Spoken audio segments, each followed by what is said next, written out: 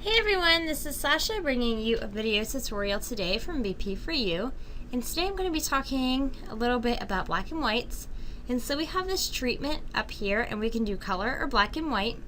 Normally you are fixing the contrast in your color, your highlights, all that stuff, all of that's in color because by default color mode is checked. Well, you can also check black and white and it will desaturate your photo. And now you are able to work with some black and white options. So let's go ahead and we're going to edit this. We can up our contrast. If you wanted to, you could click around and you could change your white balance. It's not going to have the same effect really as it does when you are working on a photo in color. But we can go ahead and if we want to, we can play with that as well. Here for this photo, I'm going to darken the shadows, I'm going to tone down my whites, and I'm going to darken my blacks, and I don't want my highlights to be too dark, but I don't want it to be too bright either. Oops. Here I've got my clarity. I can add some clarity, which I'm definitely going to do, which again is mid-tone contrast. For my tone curve, I'll just brighten just a little and pull that down some, just a little. Now here is a fun panel, and this is our black and white panel, and this is where we can go to decide how light or dark something is. And so each individual color, we get to decide how we want them to kind of look.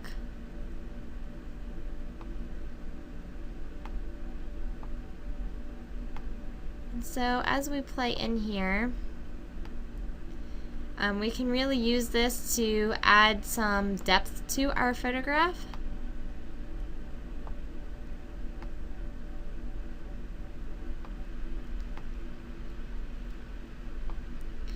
And so there is the before and the after on that panel, and you can definitely see a huge difference in our photo, and I really love especially up here where the shrubbery is darker. Definitely a plus.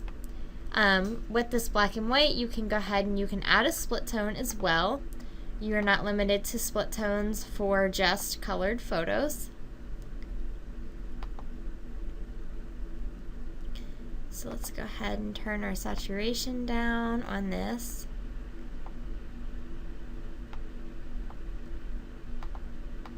So you can see just a little warmth does the picture good.